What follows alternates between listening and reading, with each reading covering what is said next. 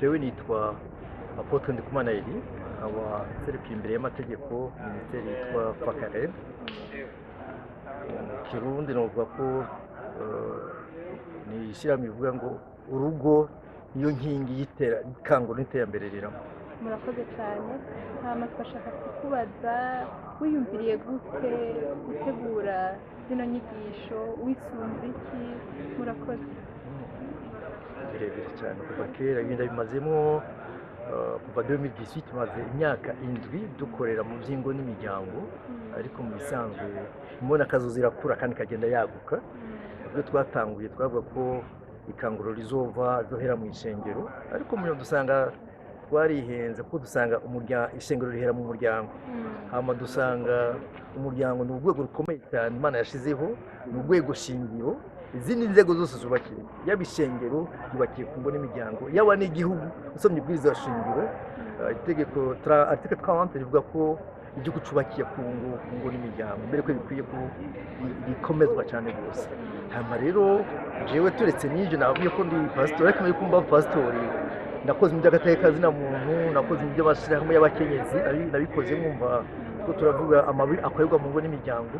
Nibyo nakoreye mu myaka myinshi cyane, ariko maze kuba pastor ari byo nabonye ntari bwabone nkiri muri sitesi, kuko nasanze ibintu biba mu ngo n'imiryango biteye ubwoba cyane gusoma ko nari ndabizi.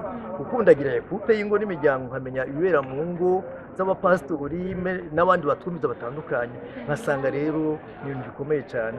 Nsanga rero iterambere ry'igihugu ntirishoboka ngo zidakomeye n'isengero ridakomeye, kuko tuvuze igihugu gikomeye ni imiryango ikomeye, tuvuze igihugu gitekanye ni imiryango itekanye, tuvuze igihugu kirimo amahoro ni imiryango irimo amahoro. Ikintu tuteza kumenya ni uko ibintu tuko turabona uno munsi ntibitangwa uno munsi, byahereye muri jardin d'Eden, byahereye mu rugo rwa Adamu na Eva. Ibyabaye icyo gihe nibyo biriko biraba kandi uno munsi. Usanga rero ari ibintu bikomeye cyane. Ni byiza ko amakosa yakorewe muri jardin d'Eden tuyakosora, gusubira ku Mana. Ni byiza ko dusubira ku Mana, kuko uno munsi ingo ziko zirasambuka, kuko Yesu ingo zitubakiye kuri Kristo. Niyo mpamvu turiko turigisha abantu kugira ngo bimenye, bamenye intege nke zabo, inkomezi zabo.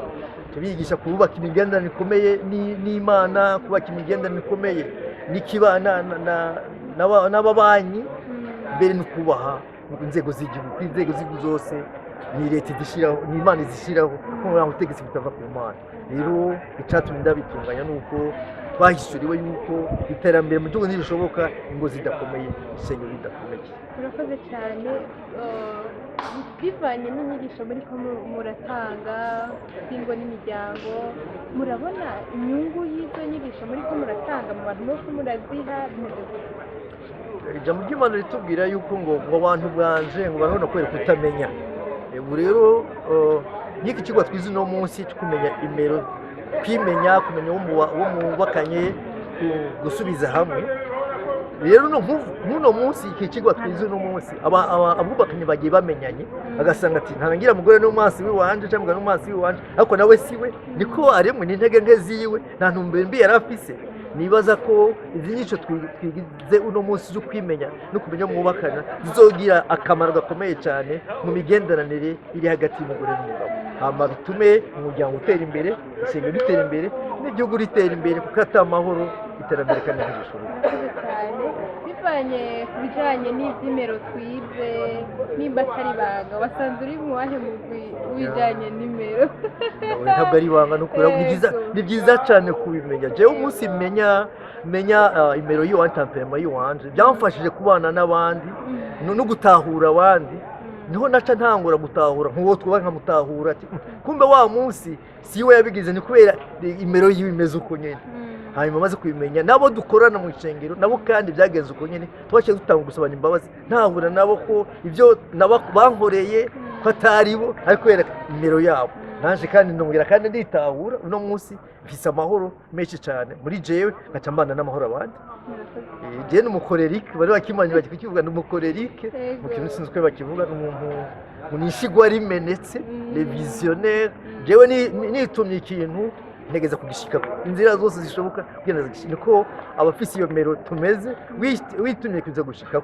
Nakubwira nkifaka rero avuga ko yatanguye ikere gende igira ibibazo, ariko ndabandanye aribo bashingira hariya nuko tumeze Imana yadutoranije kugira ngo twuzuzanye turabonye imero zine zitandukanye turatandukanye kugira dushobore kuzuzanya nta bantu basa Imana ntiyemera ko abantu basa canke bangana ishaka ko twuzuzanya yego turakoze cyane turabashimiye cyane ku bibazo twabagije hano mukatwishyura ikijyanye no gukora nk'izi nama kwigisha kugaruka ko bwogo mwoba mutegura iki kugira ngo nabo mubigishe kubera nimba uyu munsi hariho ingo hariho abajene ugwaruka nigo ruza rukaza kuba rugira ya miryango mutegura iki nabo kugira ngo nabo bagire urakoze kutubaza icyo kibazo mu byigwa twakoze mu by'ingo n'imiryango n'ubusa twize ikibazo kimwe gusa ibiri mu ngo n'imiryango amakindi twace tubona nuko abajene aba fiancés bagira mariage batazinanye nibyo bavyiza ko bagira mariage